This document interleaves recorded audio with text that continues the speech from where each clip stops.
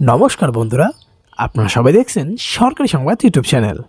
বন্ধুরা, আপনাদের মধ্যে যারা যারা প্রধানমন্ত্রী আবাস যোজনায় এবছরে ঘর পেতে চলেছেন, অর্থাৎ গত বছরে আবেদন করেছেন কিন্তু এবছরে প্রথম কিস্তির টাকাটা আপনারা পাওয়া কথা কিন্তু এখনও পাননি, বা আপনাদের মধ্যে যারা যারা এখনও পর্যন্ত আবেদন করেননি খুব তাড়াতাড়ি তারা আবেদন করার কথা ভাবছেন, বন্ধুরা আপনাদের সবার জন্য কিন্তু একটা দারুণ খুশির সংবাদ রয়েছে।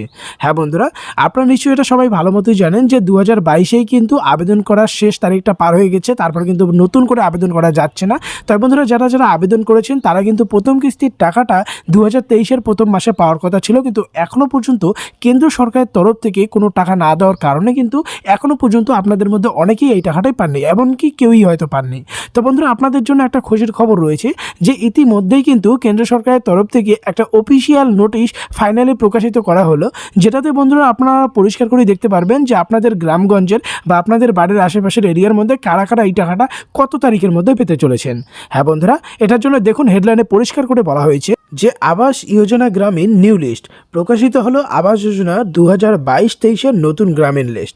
আপনার নাম রয়েছে কিনা এখনই নিজের মোবাইলে ঘরে বসেই চেক করুন। তো বন্ধুরা, এটা কীভাবে চেক করবেন আসুন এবার বিস্তারিত জেনে নেই। তবে তার আগে আপনাদের কাছে ছোট্ট একটা অনুরোধ, যদি আপনারা আমাদের এই চ্যানেলে নতুন হয়ে থাকেন তাহলে অবশ্যই বন্ধুরা ভিডিওটিকে একটি লাইক করে দেবেন। আর এই ধরনের দরকারি আর গুরুত্বপূর্ণ খবর যদি প্রতিদিন আপনাদের মোবাইলে পেতে চান তাহলে কিন্তু অবশ্যই নিচে লাল রঙের সাবস্ক্রাইব বাটনে ক্লিক করে পাশের বেল নোটিফিকেশনটা অল করে দেবেন। তো বন্ধুরা দেখুন, এখানে পরিষ্কার করেই প্রথমেই বলা রয়েছে যে পশ্চিমবঙ্গের যে সকল সাধারণ জনগণ প্রধানমন্ত্রী আবাস যোজনা গ্রামীণের অধীনে বাড়ি তৈরির অনুদানের জন্য আবেদন জানিয়েছিলেন 2022-এর শেষে এবং 2023-এর একেবারে শুরুতেই, তাদের মধ্যে থেকে কারা কারা অনুদান পাবে তাদের নাম তালিকা কিন্তু প্রকাশ করা হয়েছে।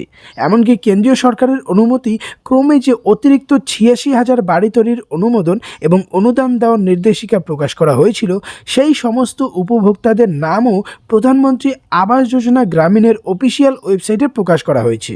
হ্যাঁ বন্ধুরা, তো আপনারা কিন্তু নিজের মোবাইল দিয়ে এটা দেখতে পারবেন যে কার কার নাম বা কারা কারা টাকাটা পেতে চলেছেন। তবে দেখুন বলা রয়েছে যে তবে অনেক ব্যক্তি কিন্তু এখনও জানে না যে তারা বাড়িতে বসে কিভাবে নিজের মোবাইল ফোন দিয়ে আবাস যোজনার নাম লিস্টটা দেখতে পারবে। বন্ধুরা, এটার জন্য কিন্তু যে কোনো নাগরিকই প্রথমেই প্রধানমন্ত্রী আবাস প্লাস যোজনার অফিসিয়াল ওয়েবসাইটে আসতে হবে তার জন্য।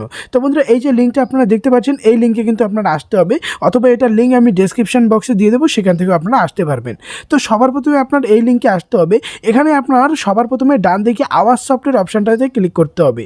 এরপর ওটাতে ক্লিক করার পর রিপোর্টের অপশান চলে আসবে, ওখানে রিপোর্ট নামের অপশানটাতে ক্লিক করতে হবে। এরপর বন্ধুরা আরও কিছু অপশান চলে আসবে। তো এখানে আপনার নিচের দিকে স্ক্রল করলে নম্বরে একটা অপশান পাবেন FMS রিপোর্ট নামের, ওই অপশানটাতে ক্লিক করলে আরও কিছু অপশান খুলবে। তো ওখানে আপনার beneficiaries registered accounts frozen and verified এই অপশানটাতে ক্লিক করতে হবে। এরপরে বন্ধুরা আপনার মোবাইলে ছোট্ট একটা ফর্ম চলে আসবে। তো ফর্মের সবার প্রথমে কিন্তু একটা লেখা থাকবে PMAYG কামালটিভ প্রোগ্রেস।